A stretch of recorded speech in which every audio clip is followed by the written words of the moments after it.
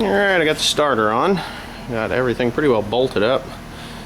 I'm going to pull the head now because I need to put my 50/20 head on there. So what I'm going to be doing right now is taking this injector pump off these lines. I already took the filters off, so I got a little more room. There's some kind of weird pipe in there for some reason, but I don't know that it's necessary or even belongs in there. Well, I think it does, as the water goes down on that one.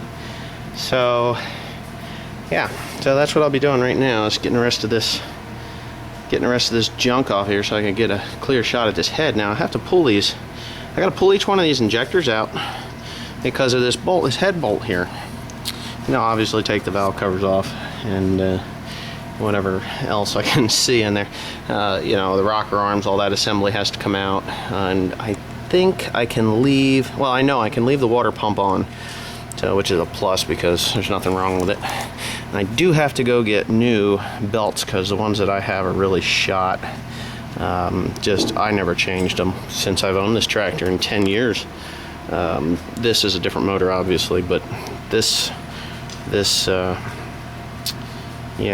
pulley actually doesn't look like it's worn too bad. I think I got more hours on my engine than what this engine has on it.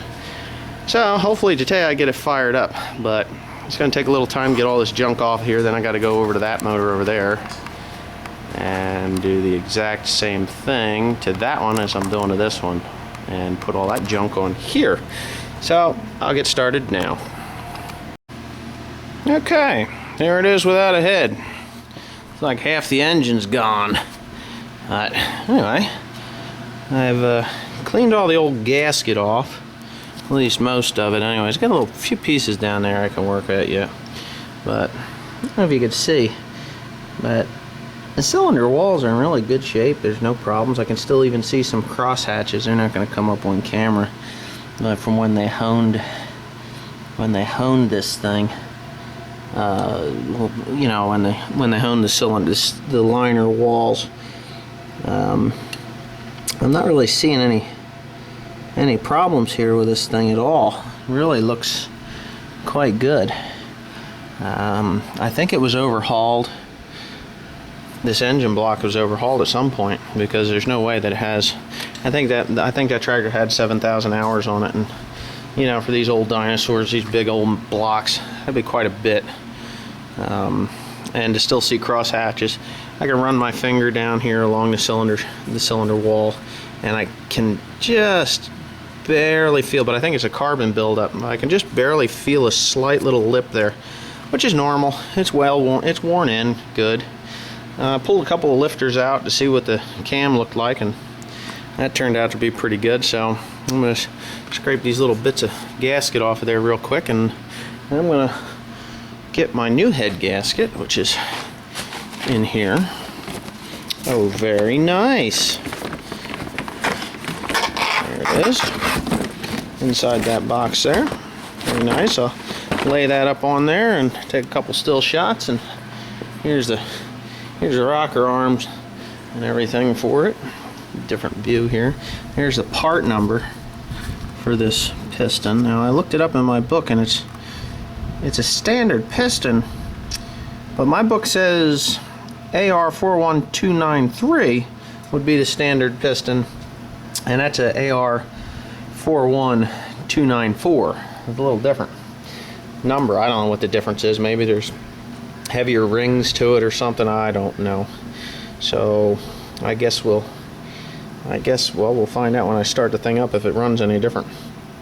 But anyways, that's my progress so far. I've gotten the injector pump and all them lines are off of there. I'm going to start putting it back together. Alright, I got the new gasket, just laid her on there. Here at these guide pins right there, I had to kind of excuse me, force it on.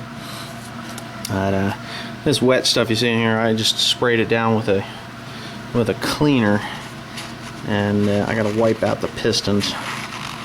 And see all that carbon and crap that's coming out of there. There's some other dust and dirt that's in there. So, but anyhow, I think for the most part I'm ready to put the new head on, which is out here, and I have to take it off. So have to be gentle because here's where my thermostats and stuff are now. I did replace those a couple years back. I think they're alright, but I'm gonna come out and clean off all this muck and gunk and crap.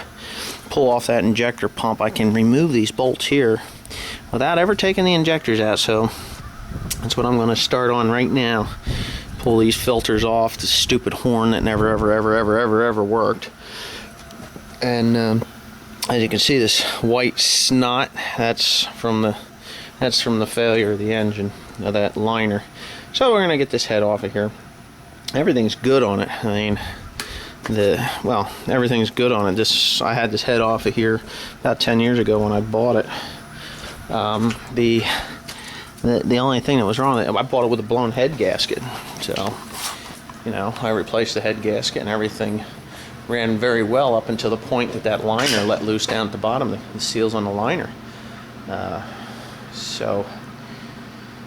Well, now I got that liner issue and I bought this motor, and I'll tell you, I'm very happy. There was only like one thing on this motor, on this new motor that was a concern of mine, and I had bought the part and put it in. It was just the rear seal. They had this, well, here it is, right here. It wasn't even the right one. It didn't belong in there. This is just a standard oil seal, and it was too small for the ring. As you can see here, it got hot. It turned it blue. And when it did that, well, that's where I knocked it off with the chisel. You know, you smack it a couple times with the chisel and it loosens it up enough that you can slide it off. You don't want to hit it too hard because it'll score the back of the crank, and you really don't want to do that. But this thing got so hot that it expanded and slid in. And this oil seal here was then running on the crankshaft. As well, whoever did it didn't do a good enough job, but there was no damage to the crank, and I put the new seal on there, which is kind of a trick, but I put that new seal on there and it went on nice and tight like it was supposed to.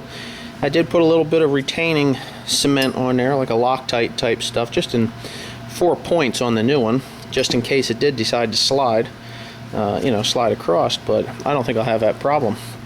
So I'm going to go ahead and tear that head off of this other one, and then we'll get it over here and set it on here. Should be great.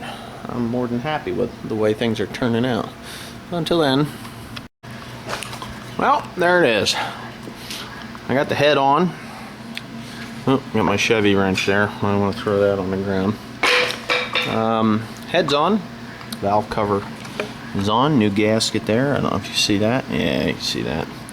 I got this water hose that goes to from the thermostats down to the pump. Got to put that on. And obviously the radiator is not there. This is part of the other engine. I don't need that right now. But well, there it is. What I'm going to do is I'm going to hook up the hydraulic oil pump here, even though I haven't got any oil in it yet. Engine oil is fine. I haven't changed the pan just yet. I will be doing that probably tomorrow. It's getting pretty late now, and I have to lift the other engine up to get that pan off of there, but I got the starter on and everything's pretty well ready to go. It's just going to be a matter of pulling this duct tape off and hooking up a couple of batteries, and we'll start it and see what it does, and then we'll shut it off right away because I don't want to overheat it because I don't have a radiator or any water in the jackets. I just want to make sure it goes.